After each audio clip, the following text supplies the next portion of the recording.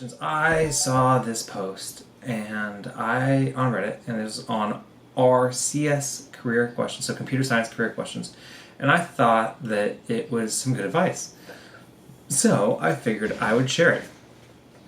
It is titled Tips for a Successful Internship from a Big Tech Intern Manager.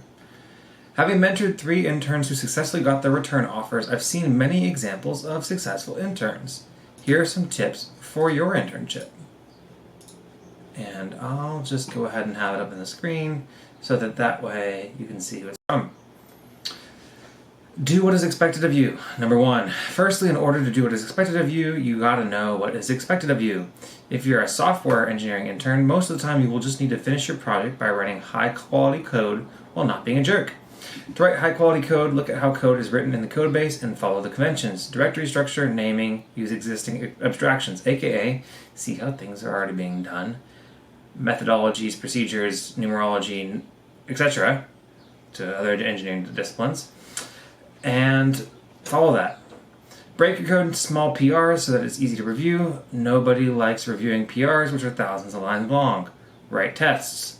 So yeah, test your own stuff too. Demonstrate independence. Your intern, manager, mentor, host is also a busy employee. Yes, they are, and they have their own work to do. If you run into issues, try to unblock yourself first before asking someone.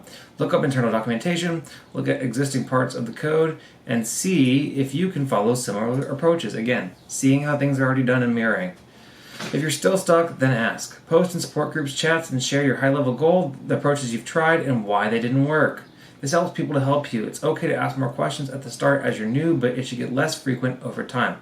So yes, if you're going to go to somebody with a question, you have to at least try it first and have to understand, have to have also maybe spent some time trying to understand why you are struggling and where exactly you're struggling. A generic, help me do this, is terrible. That's not the way to ask questions.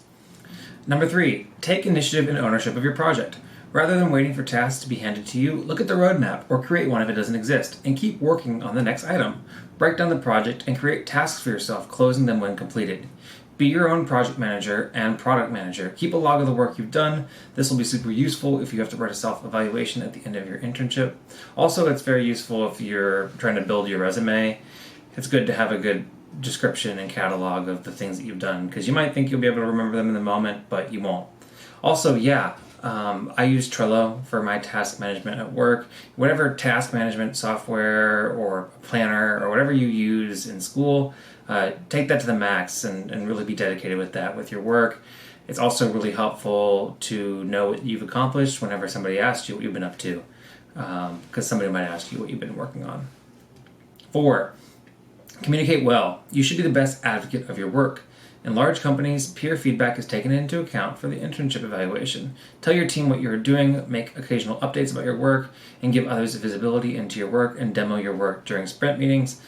Again, just be able to tell people what you're doing and be able to communicate what you're doing. Having a good notes of what you're up to, and then sometimes whenever I go into these kind of status check or sprint meetings, I have what I'm going to talk about and what I've been working on already laid out and organized, so that way when I'm talking, I'm not having to go switching between the different tasks that I'm working on. I have a bullet point list of the tasks that I'm working on, and I have them organized based on what I'm trying to communicate. Like, here's the things that I'm doing, here's the things that I've done, and here's the things I need help with, or whatever organization. And that's just an example. 5, take feedback seriously. Your mentor should already be providing you feedback constantly, otherwise you can always ask. Ask how you can improve and what you can do better. Since you'll be spending lots of time writing code, make sure you pay attention to the code review comments you receive and don't make the same mistake twice.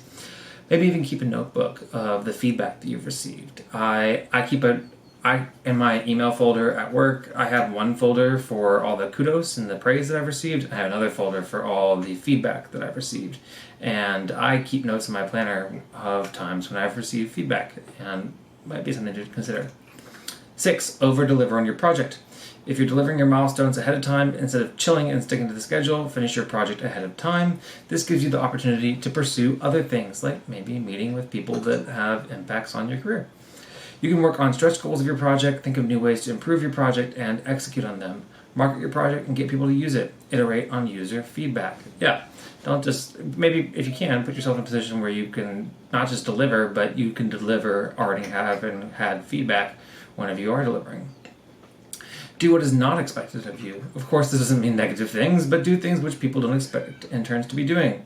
The rockstar interns I've seen, they completed their project in half the allocated time, had the time to help their fellow interns in their work, sometimes even helping full-timers in their work, were added to the team's on-call, helped to review the team's code, and helped to answer questions from external partners about the team's work. Not all of these will be applicable to your situation, especially if you're not a software engineer, but you get the idea. They were functioning and having impact as if they were a full-time team member. Again, you shouldn't expect to be able to do this, but something to think about trying to do. And lastly, assess the company. As much as an internship is a prolonged interview if you're fit for the company, it's also a chance for you to interview the company. Is it a fit for you? Do you enjoy the team and company's working style? Do they overwork their employees and treat their employees with respect? Sometimes interns can be too busy with their project to pay attention to these things, but ultimately these are important factors to take into consideration when deciding whether to sign the return offer. Yeah, an internship is not only an evaluation of you, but also your evaluation of the company. What about their culture do you like? What about their culture do you not like? And what can you take away from that and learn questions about asking whenever you're interviewing with other companies potentially after you're looking for a full-time offer? So, yeah, I thought that was just some pretty good advice. I have no shame in sharing it. Again, the user was user Yang Shunz, YANGSHUNZ. And this was on our CS career questions, and I think it's just really good advice to follow. And everybody that's having an internship, I know that it's going to be good. It's going to be well, it might not be good, but it'll be good for you. It'll be good for you. That's for sure. Thanks for watching this segment of the Engineering Success Podcast. Make sure you like, comment, and subscribe. All those things really help me out. They boost me up in the YouTube algorithm, and they'll help other people see this great content. Make sure to recommend the podcast to your friends. You can listen to it on Anchor, Spotify, Apple Podcasts, and anywhere else you get your podcasts content from. And make sure you leave me 5-star reviews, like all my videos, and consider subscribing on Patreon or Anchor. All those things help me out, and I really appreciate it. Catch you in the next one. Never losing focus because I ain't chasing payments. Still playing in the basement while I'm working on arrangements. They heard the kid in 50 countries, thank God that's amazing. But I'd rather thank Spotify, they put me on the station.